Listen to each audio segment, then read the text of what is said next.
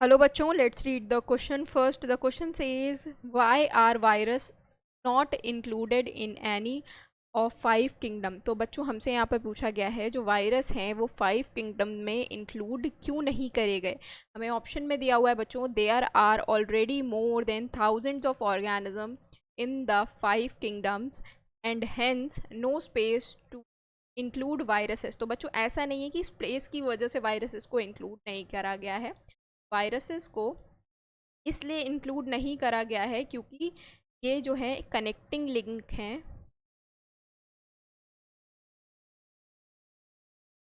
Living और non living के बीच में.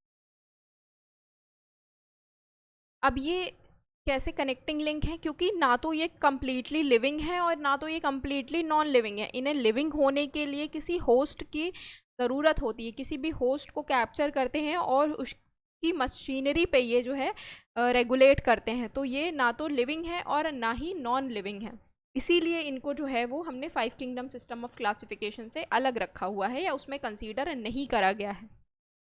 भी हमें दिया हुआ है viruses are not considered truly living. तो बच्चों ये बिल्कुल सही है, वायरसेस को हम ट्रूली लिविंग कंसीडर नहीं करते क्योंकि इन्हें ज़रूरत होती है किसी भी होस्ट की ताकि ये जो है लिविंग की तरह फंक्शनिंग कर पाएँ. ओके, तो ये हमारा सही स्टेटमेंट है.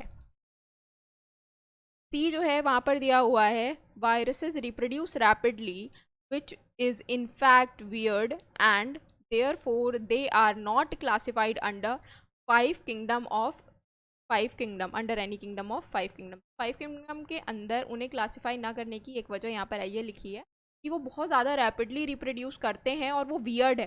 पर ऐसा नहीं है कि वो बहुत तेज़ी से रिप्रोड्यूस कर रहे हैं, इसका मतलब से हम 5 किंगडम क्लासिफिकेशन में नहीं कर रखेंगे. तो ये सही आंसर नहीं है जिसकी वजह से उनको इंक्लूड नहीं करा गया है 5 किंगडम सिस्टम में. तो ये भी गलत है.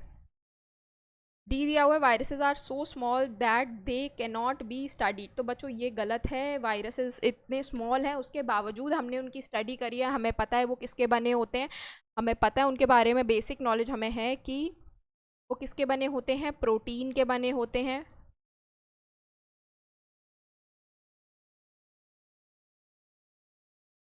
प्रोटीन के बने होते हैं और उनके अंदर जो एक जेनेटिक मटेरियल होता है वो या तो डीएनए होता है या तो आरएनए होता है, दोनों में से एक होता है. ठीक है ना. तो हमें बहुत सारी नॉलेज है इसके बारे में. ऐसा नहीं है कि अगर वो स्मॉल हैं तो हम उनके बारे में पढ़ नहीं पाए या हमें उनके बारे में पता नहीं है. तो करेक्ट आंसर क्या हो जाएगा बच्चों, हमारा करेक्ट आंसर हो जाएगा बी, क्योंकि ना तो वो ट्रूली लिविंग है और ना ही नॉन लिविंग है. तो इसीलिए हम उन्हें जो है 5 किंगडम क्लासिफिकेशन में. करेक्ट आंसर है आपका ऑप्शन आया हो बच्चों. All the best.